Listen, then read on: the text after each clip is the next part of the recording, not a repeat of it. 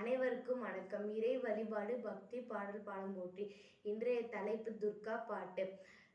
சங்கு சக்கரம் வில்லும் அம்பும் மின்னும் வாளும் வேலும் சூளமும் தங்க கைகளில் தாங்கி நிற்பாள் அம்மா, தங்க கைகளில் தாங்கி நிற்பாள்.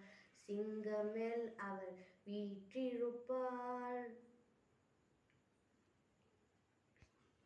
திங்களை முடியில் சூடியிருப்பாள். மங்கள வாழ்வை தந்திடுவாள், மங்கையர்கண் கரசியும் அவளே,